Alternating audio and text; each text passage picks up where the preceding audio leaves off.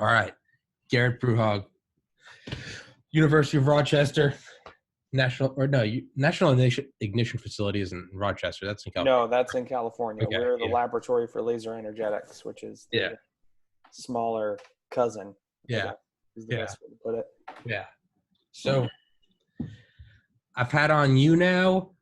I've had on a nuclear power plant operator, a nuclear fission, I think PhD, and I've had on 2 fusion PhDs from Oxford that worked on ITER.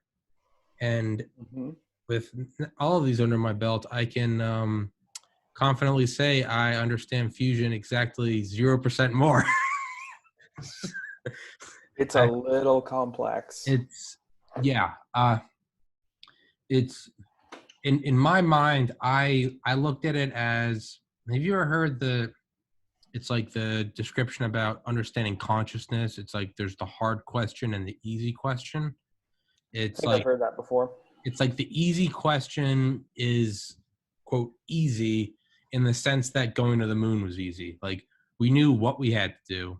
We had to get up there. We knew about orbital mechanics. It was just like, can we master the rocket technology, the fuel, the efficiency, the staging? Can we come back? But we knew like what to do. It was just, it's like Mount Everest. We know what we got to do. But it's hard. Yeah. It's just, can you do it?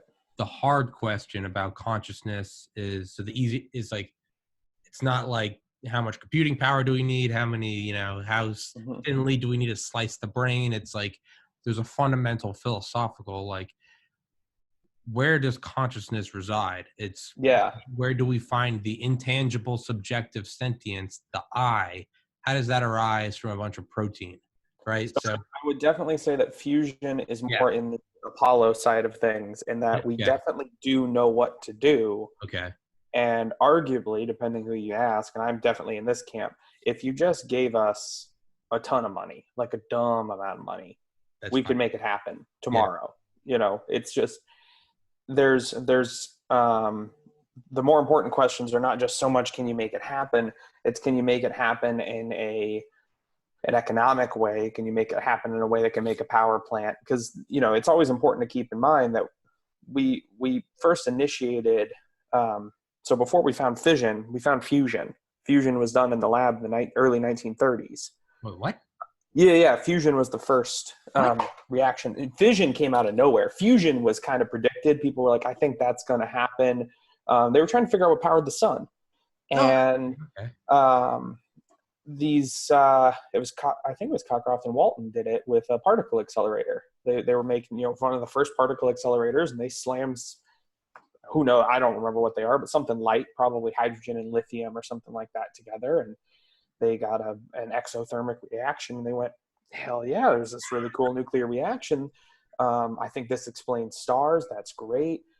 People went down that whole path, and it's this thing of like, we've known it's there. We know we can do it.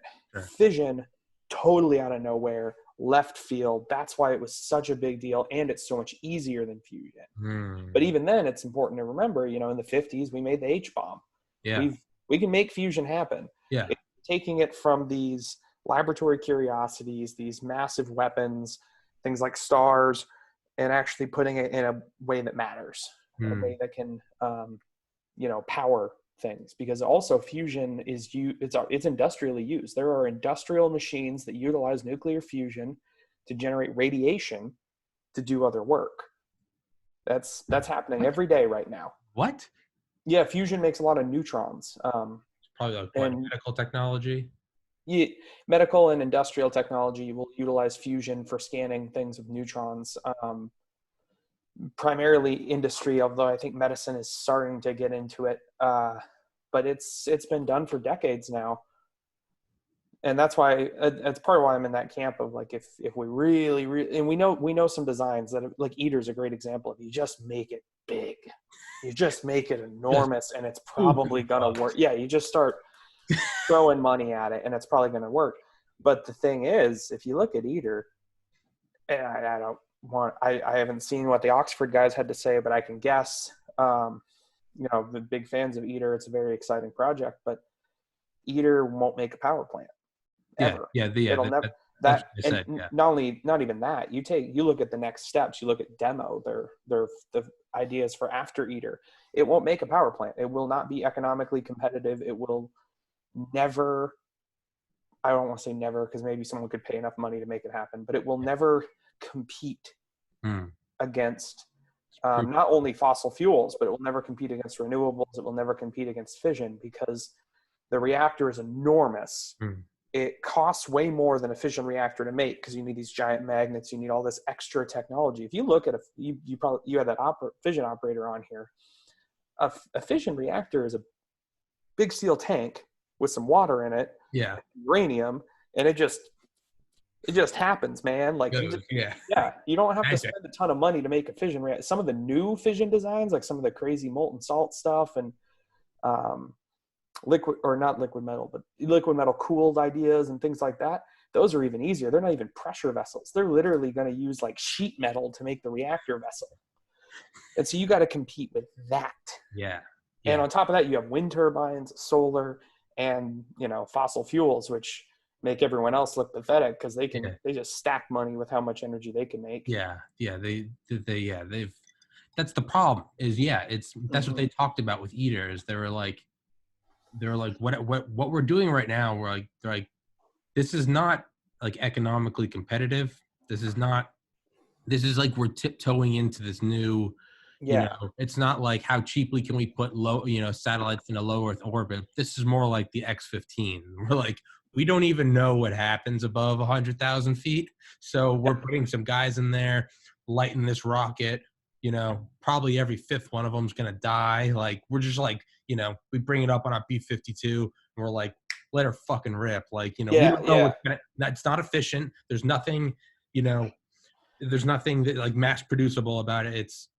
But that's what happens when you're getting that pioneering knowledge. And personally, that's kind of why I'm not a big fan of ITER, because I think a better option would be to fund a lot more designs and do a lot more iterative, smaller scale work. And that's more of an America thing. The Europeans and the more international component of ITER makes a lot of sense. You have a lot of these smaller countries that can't fund the sort of experiments, don't have the sort of expertise. But if you look at the United States, we have multiple laboratories that are experts in fusion. We have universities with different machines, and we're starting to do that. That's the cool part. We're just not funding much money to it. Okay. There's a whole really cool program called Beta that just announced their winners. And these are for small scale fusion experiments to try to push innovative designs forward. They're funding companies, they're funding labs. And that's what I think the US should be doing. We should take the Beta budget and just like times 10, times 100. Yeah.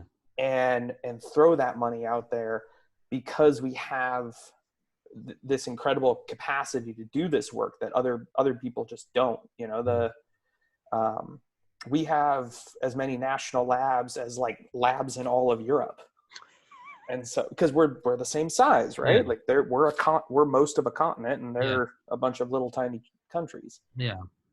And there's some really, you should definitely look it up. The Beta program's got some really good stuff. To brag for my lab, we got, I think, 3 awards out of it. So we're supporting too. So we're going to help build detectors for other people. And so that's pretty great stuff. Yeah. It's one. So something that the Jason Parisi and Justin Ball, the ITER guys, they talked about how there might even be like a little bit of, because it's what you said. So to show my lack of understanding of this, I was going into, the easy question and the hard question. In my mind, it was the hard question. We don't even know what to do, but you enlightened me that we know what to do. It's just, we got to have, boo-hoo bucks. Yeah. And it's still hard. The technology, is really hard. We got to heat things up to incredible temperatures and pressures and maintain, handle unbelievable radiation and plasma fluxes, like things that just don't compare to, I spoke with someone a couple months ago who's an aerospace engineer who was trying to compare it to aerospace. And I was like, no, orders of magnitude, man. Re-entry is easy. Yeah. You can use wood. The Chinese use wood to re-enter back into the atmosphere for some of their early satellites. You can't use wood. You know, Yeah. you can't use cheap. We're talking about tungsten alloys. Yeah. We're talking about liquid metal flowing over the walls just to protect against the environment. I mean, and we have to hold most of it off with either magnets or quickly pulse it with lasers. Like Yeah. it's a whole different ball game. Rockets Yeah. are easy compared Yeah. to this. Magnets. How do they work? Yeah. How do they work? Yeah. Man? How do they work, man? Yeah. I never know what she's doing back there. Meatloaf. But like, yeah, that's what they talked about was, what was I going to say? Like, it's almost like, so one thing I brought up in my brute force approach is it's so like, let's look at fusion. It's like the first, a lot less is known about, the crash course for getting the hydrogen bomb than we know the Manhattan Project. But the first, what was it? Was it Ivy Mike? Ivy Mike was the first real, although there was fusion boosting before that. Yeah. But if you look at Ivy Mike, like that wasn't like a deliverable bomb. I mean, it looked like a small warehouse. Most of it was the cryogenics to hold the liquid Yeah. deuterium Yeah. there. But I mean, for anyone listening, go look up videos of Ivy Mike. I mean, it looks like you wouldn't know. I mean, inside you can see like the thermos bottle, but like most of it just looks like a corrugated metal like hanger. Like you wouldn't know. Mm-hmm.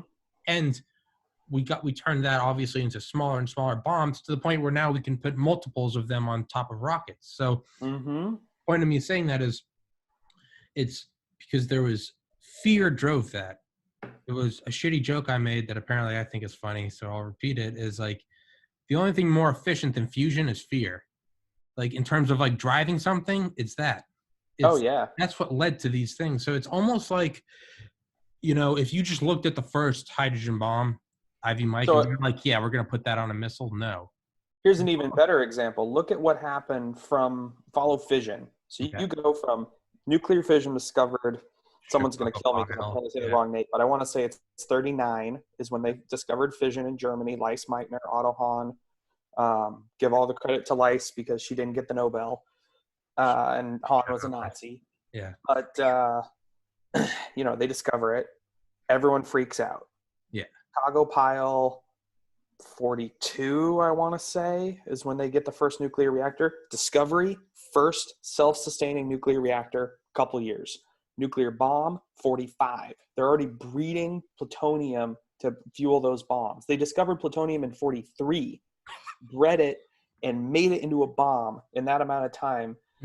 And then you already have in the 50s the first nuclear power plant starting to get built. The subs. They took this incredible reactor technology and shrunk it into a submarine. And then they put it under the North Pole. Mm-hmm. The Nautilus. Right Was under. it Nautilus? Yeah. And that's what I think about is like that's how you get it done. I mean, so what? And that was very fast iterative work. You look at the stuff done at Los Alamos, you look at the things done at Oak Ridge and Hanford, and later on when they built the Idaho site to start testing reactors, they were iterating very, very quickly between designs. And that's how we learned a lot. Yeah. And I mean, FDR, I can never remember the name of the guy that came to his office, but it was after, I think, 39, he came to his office and said, basically put it in dumbed it down. Yeah, they had the letter from Einstein. Yeah, the Germans are, well, it wasn't even the letter from Einstein. He had got that. And if I remember correctly, not Bill O'Reilly, but his ghostwriter. Bill O'Reilly gets all the credit, but whoever the hell his ghostwriter is fantastic.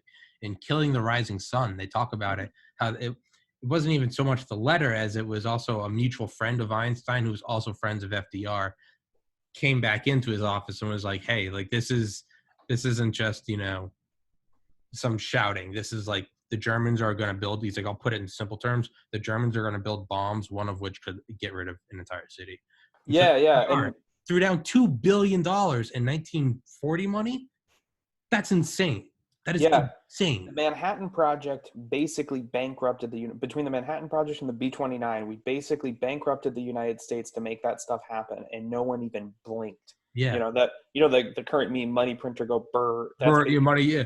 No, you can't just build a nuclear bomb. FDR, yeah. Manhattan Project budget. They used one of the enrichment techniques was these electromagnetic separators called calutrons. Okay. And we didn't have superconductors back then. I think it was known, but no one had ever made superconducting wire or anything like that. So you just need to make normal electromagnets with normal wire.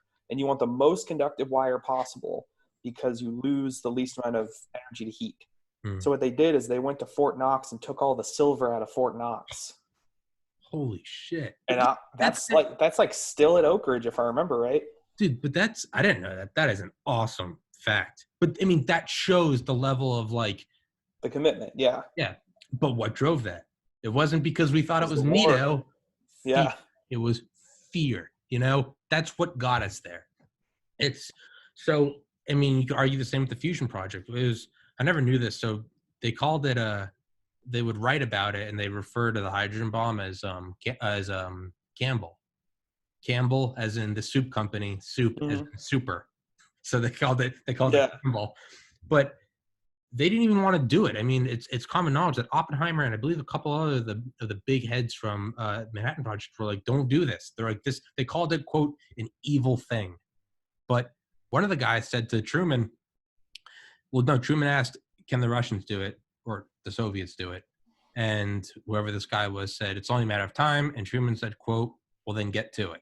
And it was, we got to get this thing because even if we know that we won't use it, if we are civilized people and we won't use these things, these are not, I think Truman said, these are not military weapons, these are extinction weapons. And he said, we had to do it because if we don't have these as a deterrent, the Soviets will rain them tomorrow. Yeah. Almost like, so let's put where we are right now back then.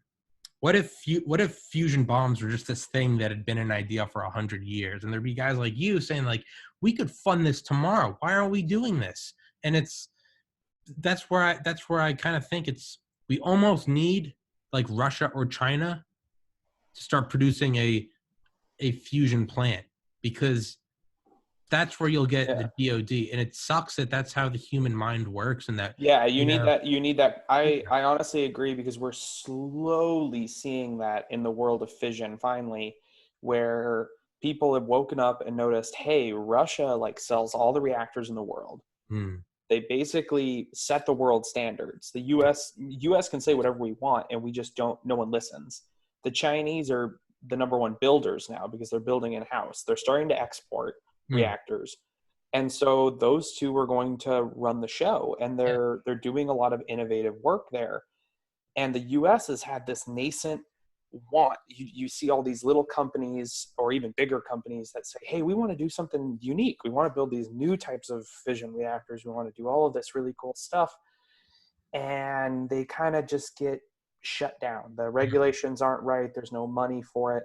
And finally, people are starting to go, hey, maybe we should, in light of climate change and the pressure from China and Russia, maybe we should try to step up. Maybe we should try to be the ones doing this, because if you're not the one selling, you're the one buying. And if you're you don't get to set the rules. No. At the rate things are going, the IAEA, which is the International Atomic Energy Agency, would start having all of their rules set by the Russians and the Chinese. And they're probably going to be perfectly safe.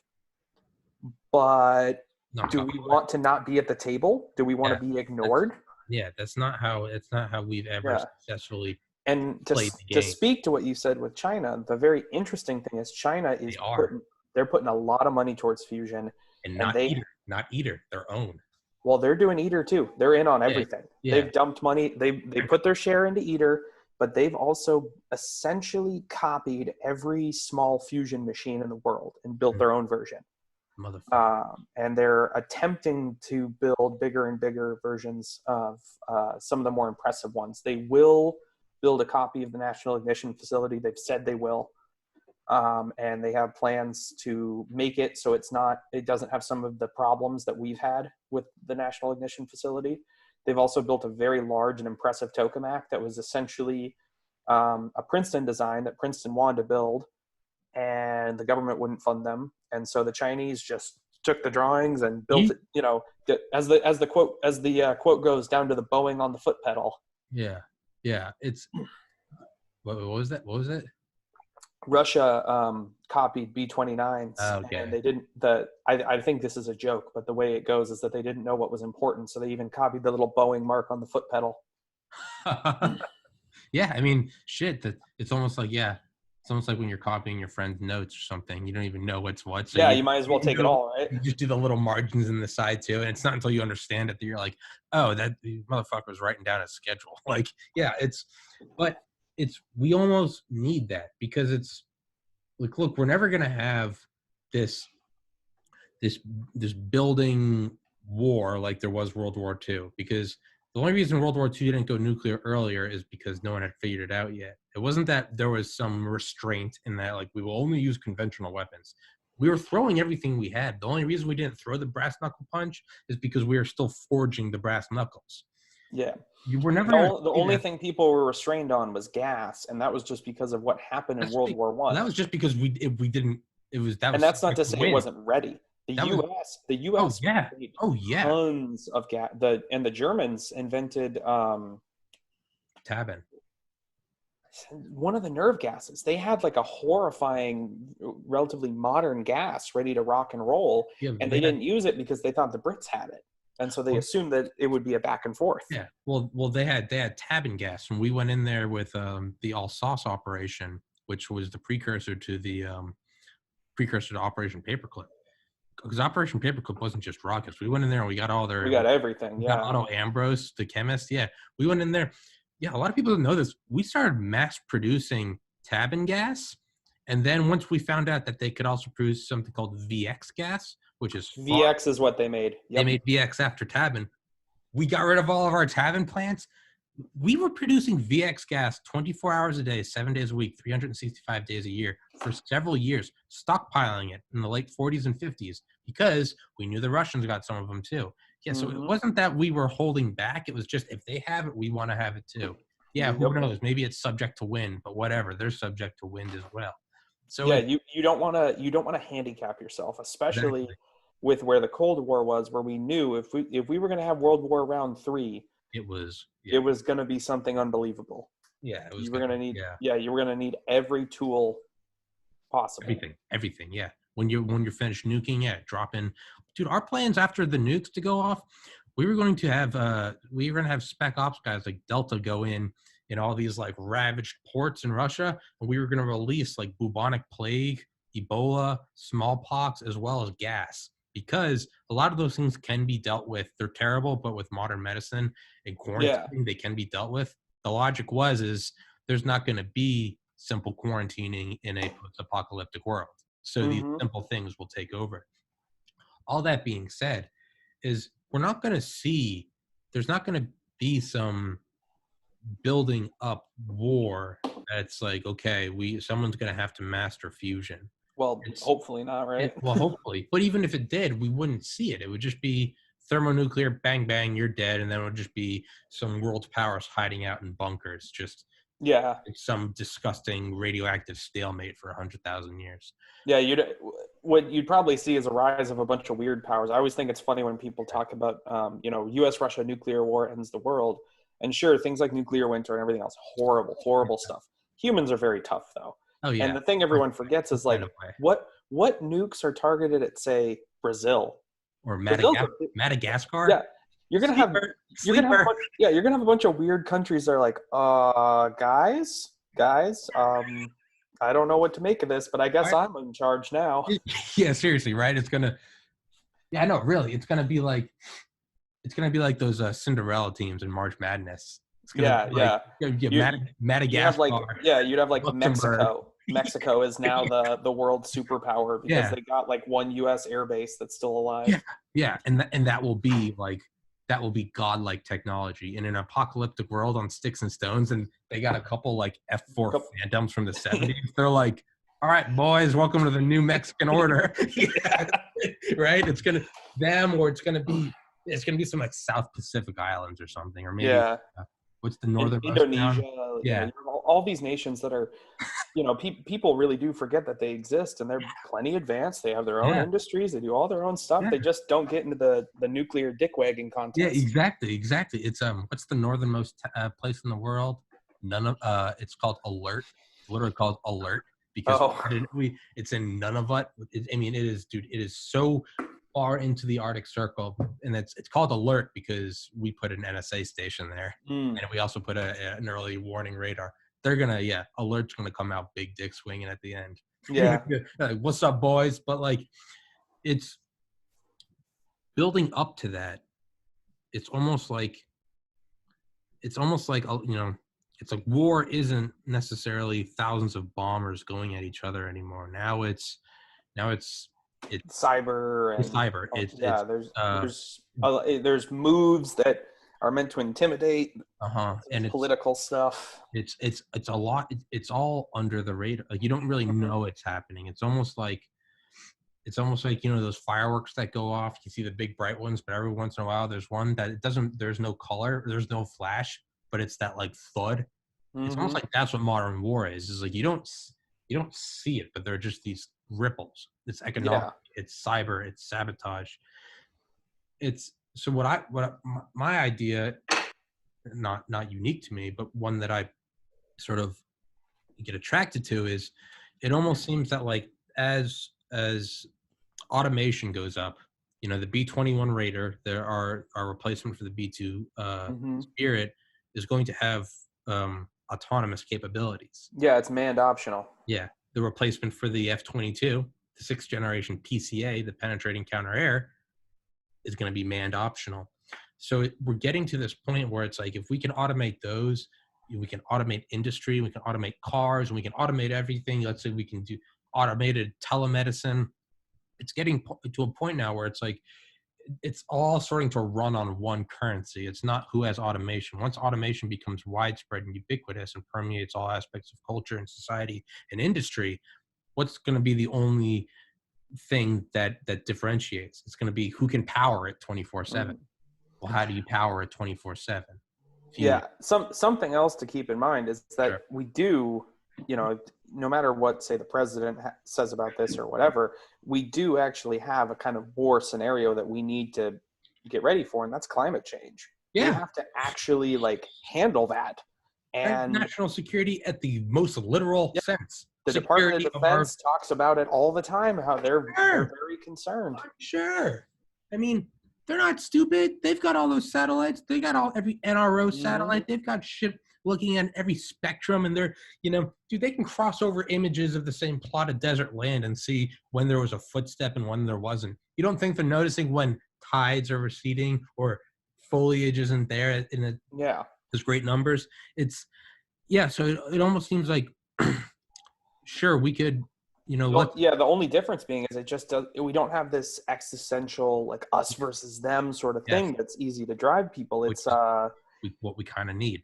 yeah, it's more like getting ready for winter. It's like if you were living in the woods, we're at Mm, that point where it's like winter is coming, man. yeah. Winter is coming and you better be ready for it. Yeah, but Um, unlike winter, where I mean, a lot of my family lives in New England. It's like you get a lot of wood. It's right. You have storm windows. You have mhm. you get Yeah. everything ready. You button everything down. You take the shit out of the lake.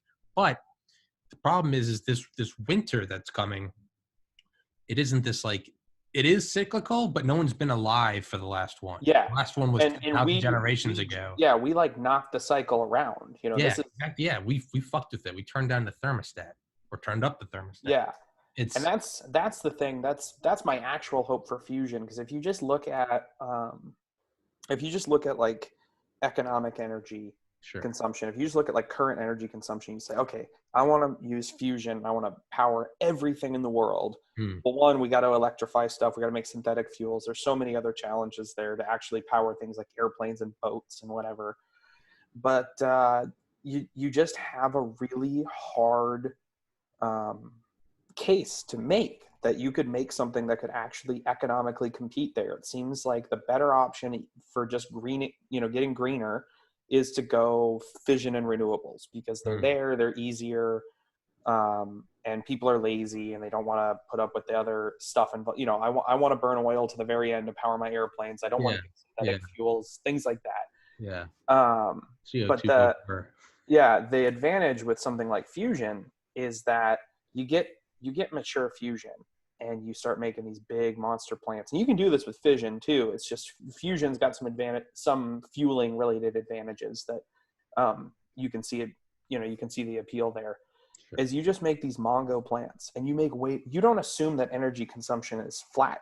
You assume we're going to go up like crazy. Yeah. You assume like, what's the meme? It's like luxury, gay, space communism or whatever. You assume all the soup, everyone gets everything. And you just keep making more and more and more energy. Because what you can do with more and more and more energy, because one, these reactors, everything that makes energy scales up good. Okay. Like if you make the reactor, you just look at fission. The really big fission reactors sell power for really cheap. Okay. Really big dams sell power for really, really cheap because you get all of these economies of scale. Yeah. And so you do this. You just do that with every source of power. And you not only sell power cheap to people to allow for this amazing future, automated future like what you talked about, but you use that power to geoengineer. You start pulling CO2 straight out of the atmosphere. Start, even just water. Just like stop fucking with the clean water. Start desalinating. Yeah, just desalinate on enormous scale. Yeah, you could. But that's the thing is like once you get to these unlimited energy sources, it then becomes that is your only limiting reactant. So it's and as things you go just on, build it bigger, build more, build it big, build more of it. Yeah, yeah. You get 3D printers, you can start getting all the super complex shit for cheaper and cheaper and cheaper. The acidity of the ocean, you could just massive fix plant, it. just fucking massive. It would take 100 aircraft carrier size filters. Build them, power it with fusion, because fusion is the energy is now free, right? So it's not free, but it can be made cheap and it's portable. Power to meter. Yeah, that's the quote, right? That's the dangerous quote that followed us forever. Hey man, it's a good fucking kick in the ass to have. That's the hope though. And speaking of that, if you've never read the website Atomic Insights, I would very much recommend it. The guy's a fission person. He's very, very smart. Rod Adam, I think. And he's been posting for decades now because he tried to start a nuclear company in the 90s. Mm-hmm. That was not a good time to try. Nowadays, there's money, there's interest, climate change, blah, blah, blah. But the 90s, no, we were... Shit, man, right when the Berlin Wall fell, that might be the time to pick up all that fusion material, that fissile material. Yeah, well, there just wasn't the money there. No one cared. Oil was cheap. Life was good. Get that black market money, though. Yeah, things were different.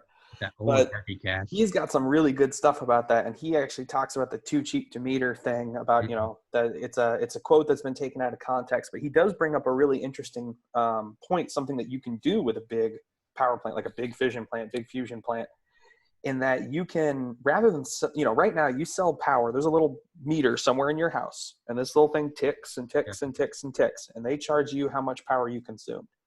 But these big power plants, they don't like to turn off. They don't like to meter themselves. It's a lot better if they're just running. Low end, just full bore. It's just like how your car engine's got a peak point where it does best efficiency. Yeah. So you can imagine, he makes this case that what you should do if you're powered off power like that, you should have a subscription service like how you do internet. Okay. You just pay a monthly fee and you pull as much power as you want. Limited data. Because it just doesn't matter. Yeah. There would be some cap. There'd be some, if you start up a welding shop in your house, you're going to have a talk about different, buy a business account or something. Yeah. You have to talk about a different subscription tier. Yeah. That's his point, is that you actually could have power too cheap to meter, because he makes a very interesting case that the metering and the keeping track of it actually adds more cost than if you just do a subscription and just say average person uses about this much. We have this much balance capacity. Just run it. Yeah. Just go, man. Yeah. Keep your lights on. I don't care. Yeah.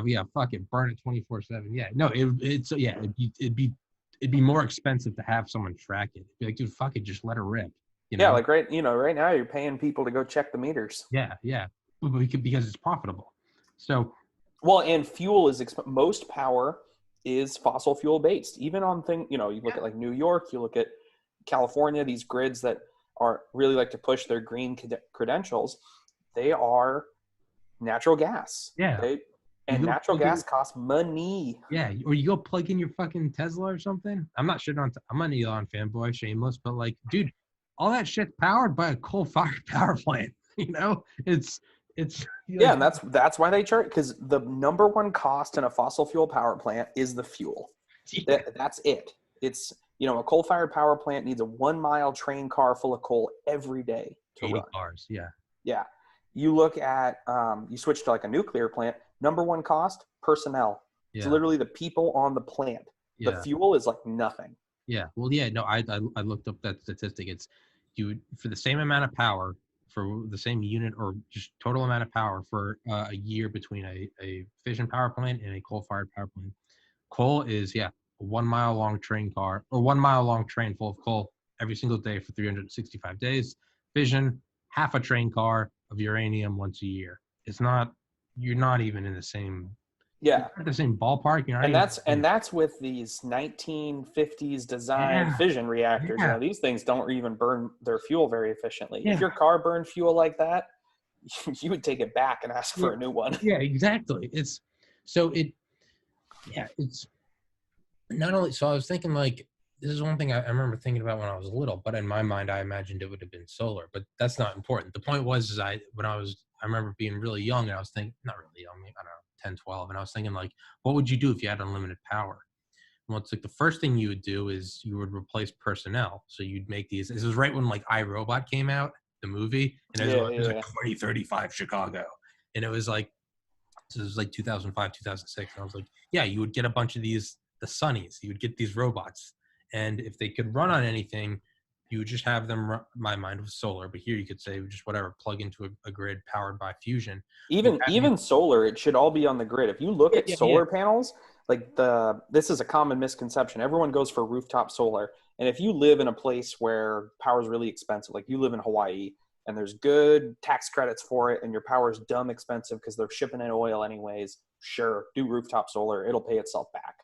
But if you're looking at your normal power grid with your normal power prices in America, rooftop solar is questionable if it's going to pay itself back. I don't know your local tax credits and whatever else might help. But in terms of actual efficiency, in terms of actually making an impact on carbon emissions, stupid. The grid scale solar is what makes sense. And the reason it makes sense is there's some dude whose job is to go out and make sure all those solar panels are clean, in perfect operating condition. They're placed in the best spot. Yeah. Your house got trees. You might be in a rainy area. And you're basically being subsidized by the grid. Your solar is being balanced out by the grid. You're using the grid as a free battery backup. Even if you have a Tesla Powerwall or whatever, the grid is still doing the actual work to balance you out. And that's why you see these big utility scale solar. They built a big one in Idaho recently, which if you know anything about Idaho, it seems odd they would build solar there, but it actually made a lot of sense. The utility looked at it and they went, man, we can make solar really, really cheap here. They're selling it for like $0.01 a kilowatt hour or something. I mean, it's just dirt. Yeah. But you could, so if you could get that solar, that fusion, that whatever, that too cheap to meter energy, and you could fire just a bunch of, again, the first robot would cost a lot, but I mean, even now, look at Boston Dynamics. If you could get these robots that could soon just do anything, they are the personnel. And if the next thing would be, all right, what would they operate? What's the next big cost in power? And it's the cooling systems for supercomputers. So these would be what you create these new designs for: stronger AI, climate change models. Well, what could happen if you could power that entirely by this seemingly limitless energy? If you could have supercomputer power consumption is a really big deal. It's an insane thing. It's an insane thing. They use tens of megawatts of power for supercomputers. That's towns. That's cities worth of power. Yeah. I mean, there's even, I didn't know this, but like some of the huge, like Facebook and Google, there are different server farms all over the world. They'll actually activate at different times because it's cheaper to do at night. Because it's easier. Power is always cheaper at night also. Yeah, because it's easier to cool without the fucking sun beating down on it. I saw they're doing quite a lot of them in Wyoming also because it's colder there and power's cheaper. Yeah. Shit, yeah. So if you could just like keep knocking out So this is how I looked at it. If you could knock out power for supercomputers and just run these fuckers all day, all night, you could constantly be creating stronger and stronger AI, better and better designs for whatever, de-acidify the oceans, desalinate water, geoengineering, sucking carbon from the atmosphere. You could run all those calculations on these computers that are just running 24/7 for nothing. You could then have these mega structures that you would need. You could have these constructed by just these fleets of robots that don't need brakes. They don't have unions. They can go into dangerous areas. You don't got to worry about safety and all those precautions. Fuck OSHA. One of these is just a robot. Who cares if it falls 1,000 feet or gets grinded up by gears? Throw in another one. You got a million of them. If we could just start to get to this point where it's automated, run by robots, not humans, and it's power. And this sounds like some insane Alex Jones rant, but like, no, really. I mean, if you could get infinite energy run by these essentially avatars of humans, and you could calculate it all for free by supercomputers, you can do some shape the insane world. stuff. You could shape the world. So I got another one for you to think about. Sure. Yeah. Something else that you can do with lots and lots of power is you can start getting resources from very interesting places. And I'm not talking asteroids. Getting resources from asteroids is questionable if it really makes sense, because asteroids are very far away and you're spending a lot of rocket energy getting them moving around. Asteroids, I'm of the opinion asteroids only make sense if you're talking about resources for use in space. Island hopping. Interesting consideration here. The ocean has lots and lots and lots of stuff dissolved in it. You hear sometimes about uranium being pulled from the ocean, and they're almost cheap enough at this point. Oak Ridge National Lab's about 4 times the cost. They've done it for about 4 times the cost of mined uranium. That is very cheap if you think about it. And so if you have more energy, you can start doing crazy stuff like, let's just filter gold out of the water. Yeah. Or you can go for terrible rock formations. Like another example is granite. Granite has phosphorus in it. Right now we mine phosphorus from phosphate reserves. I think we have something like 60 years of known reserves left. Who knows? That gets into a weird question of peak availability, because usually what you tend to find, the whole peak oil thing back in like the 70s, what they found was as oil got more expensive, people just looked in more places, and then they just found more oil. So that's why it's hard to predict peak resources. The Earth is big. The Earth is really, really big.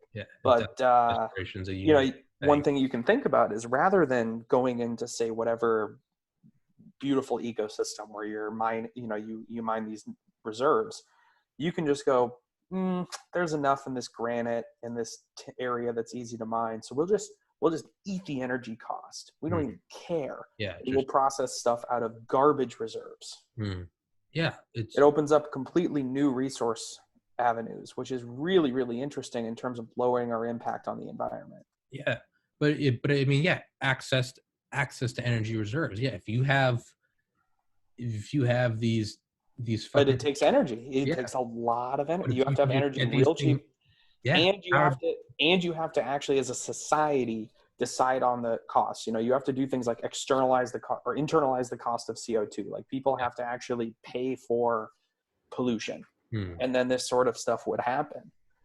Or you just have these fucking massive, whatever. You're like, oh well, that's 2 miles underground. Fuck it, you have this whole thing that's just powered by fusion. Who cares? Just dig. Operated by robots. They don't have unions. They don't need insurance. Just fucking. It's dangerous down there. It's 1,000 degrees. Fuck it. Just keep throwing them in there. World War I style. Just throw bodies at it until it works. It's with this. You can also make robots a lot tougher than humans. They don't need to breathe. But exactly. They don't need to breathe. But just coat them in whatever the hell you need. Just tungsten. Who cares? Osmium. Have them go down. They don't need to be shaped as humans.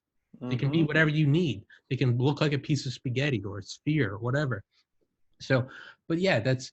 I know we got like 12 more minutes left, but it's like, so one fact I didn't know is that China controls 90% of the world's rare earth metal trade, but they only have access within their borders to 30% of what's in the crust.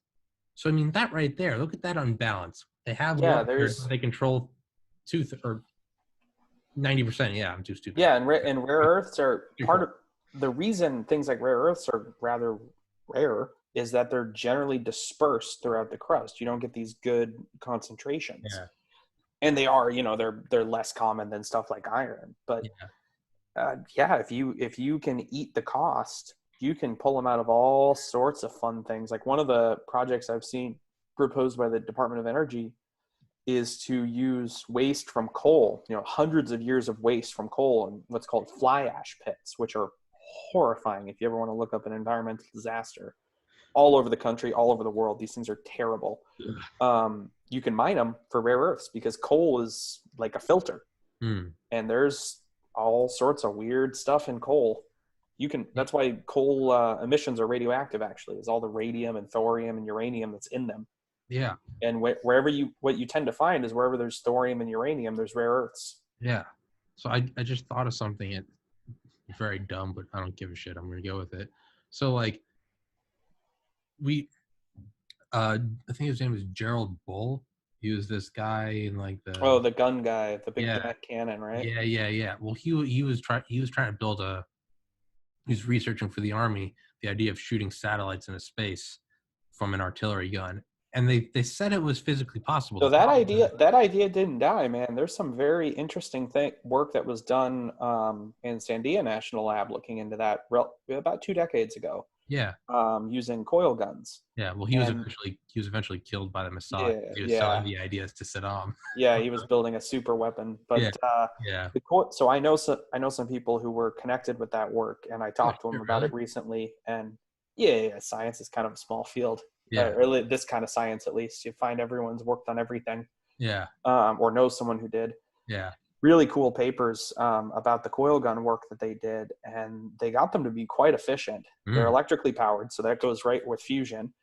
And they essentially came to the conclusion that it was 100% doable. They'd need like a couple kilometers to launch these little satellites or launch things like just metal or water or whatever up for use. And the really interesting part with that sort of machine is, it can't compete with like SpaceX when you're talking about launching stuff, more like complex and things.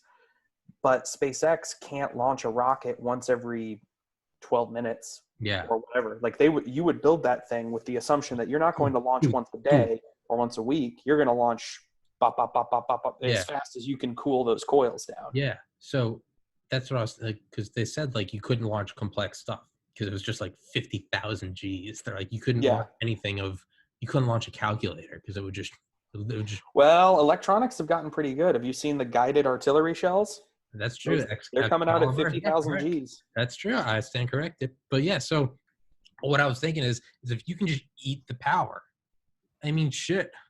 Well, I mean, I have one even better for you for eating the power. I love the coil gun. It's a real fun way for launching. Well, I was gonna say just shoot nuclear waste and try to get it out of fucking. Oh no, you don't want to do that. Nuclear waste is valuable. It's money. Okay, well, I was just looking at money, baby. Okay, I was just looking at. Well, I was just thinking of anything toxic that you just gotta get rid of. Recycle it. Just recycle it. And the thing is, what if it fails? Right? If the launch fails, then you just spread it all over the place. Or your enemy.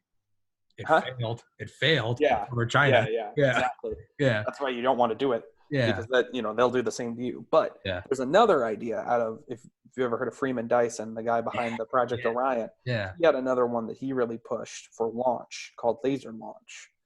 And the idea is this: you have a craft, and there's a couple different versions of this, but you get this thing going up into the air. It just needs to be generally traveling slow speed, doesn't really matter how you got it going there. And you fire huge lasers, like sci-fi grade lasers on the back of this thing. Not a light sail. Okay. And it heats up the air behind it. And this has been tested. Oh, yeah. Yep. And it's a laser powered jet engine. And it pushes the thing up, and you need to have like gigawatts of power. Yeah. But you have lots of free energy or cheap energy, right? Now, the cool part is once it gets farther up, it either has onboard stored propellant or the lasers actually just burn the engine, because it's not really an engine so much as it's just kind of a properly shaped piece of metal. They burn that, and that finishes putting you into orbit. And Dyson's back of the envelope calculations on this, and there's been a lot more work done on it. But his back the envelope stuff was about 90% of your rocket would be payload, compared to nowadays where I think a Falcon 9 is like 1% payload. Even, it's holy shit. And the nice part being is, okay, so you have to build these Mongo lasers. It's just like the coil gun thing, though. You build them once, and then you just fire. You can eat the energy. And the nice part is the G's aren't bad. You can make it take off as slow or as fast as you want. It's based on how the lasers fire. Shit, so we could send out like generations. You can send people that way. Yeah. You can, and it's nice because it also is environmentally friendly. You think about right now, we don't fire enough rockets for the environmental, impact to matter. Yeah. But we scale it up. You start doing some of the stuff that Musk and Bezos are talking about. The environmental impact is not going to be trivial. It is going to be because it spreads it very high in the atmosphere. Yeah. The sonic booms from those big monster things are unpleasant, and the amount of fossil fuels they consume are unbelievable. Yeah, I mean, if you looked at like the Model T and you were like, this isn't a drop in the ocean for you. It won't climate hurt. Change was back then. Well, fast forward into every American's got a Ford F-650. Right now we're like, there's a launch every 3 weeks from Vandenberg, and it's like, well, if you get to a point where it is now, Musk wants to replace commercial airlines with rockets. Yeah, sure. Yeah. But I mean, but let's say that. Yeah, I know what you're talking about. Yeah. On a long enough timeline. Imagine every, you can see the flight trackers. Imagine if every one of those was a rocket just burning a ton of fuel a second. Yeah, exactly. That's not trivial. Yeah, man. No, once you unlock, once you get energy cheap and common, you can do anything. Yeah. That's the end all thought here. It's just that once you have that, the universe is your oyster. You can just you don't have to look for cheats and tricks. You just keep pumping energy into the problem. It's like playing like a sandbox video game. Like once it's no longer like you got to unlock stuff or get supply drops. Once you can just hit pull up options and just spawn like 1,000 Humvees or something. The limited reactant is now your imagination and your patience. But it's not, you're playing a game, It's like Just Cause. It's like you get these little thrusters and rocket. It's so fun. You can take out a dump truck or a speedboat and you can turn it into like a high flying aircraft. It's just your patience, So that's what it is. It's like if we, and the really annoying part is we're on the cusp, right? We already have most of the technology necessary to make it happen. We could make most, if not all of these dreams occur with fission. Fusion is just like having fission, but better. It's like you get to have your cake and eat it too. Yeah. But with fission and solar, you can get basically all of this, and we're just sitting here being stupid. Yeah. It's the best way to put it. Yeah. And that's what's so frustrating. Yeah. I just think of something like Starlink, is that the company Musk? Is that the SpaceX internet thing? Yeah. I mean, shit, dude. Again, if you could just eat power, just launch up thousands of those. You could have fucking 6G, 7G in the middle. If you can just eat power, you can lay fiber optic line everywhere in the world. Give everyone, Alert 20 Canada. Yeah, Alert Canada. You could be streaming 8K like nothing. You could just. It really is. I know we got to go, but it's what we need though is. How do we get it to happen? And yes, ideally we would do it because it's awesome, but it's never worked for humanity before. Maybe it's a political question more than a scientific question. Maybe it's the perfect storm. Maybe we can get Trump pissed off enough at China and be like, hey man, you could leave your legacy as the fusion president. You just gotta sow that. It would be a legacy. Shit, man, if you could sow that seed in his mind, just love him or hate him, if you could just use what's at your hand, and that is his personality. Hey man, that was the thing with that was the thing I liked with Andrew Yang is he did talk about fusion, and I was like, well, he's a long shot, but if he ever got in, exactly, it's like that. I've said that before. Regardless of my political leanings, I was like, if someone brought up fusion, I would drop everything else and be like, because all of our little political quarrels wouldn't mean anything. Who gets what resources? Government programs or not, paychecks or not. social programs, it wouldn't matter if it was Energy, just yeah, internet. energy printer go Fuck it, you bird. can- yeah, energy printer go bird. You want welfare? Fuck it, sure. You can have whatever. You can just have it 3D printed, nano dropped, run by robots, run by fusion. It's Garrett Brewhog, thank you very much, sir. Been a ton of fun. I'll Let's talk please to you do later, another man. one. Please, hey, I'm gonna email you. Let's please do another one, man. I fucking love Sure. these with you. It stretches my mind. All right, brother. Be safe. Stay safe. Thank you too. for doing it, man. Peace.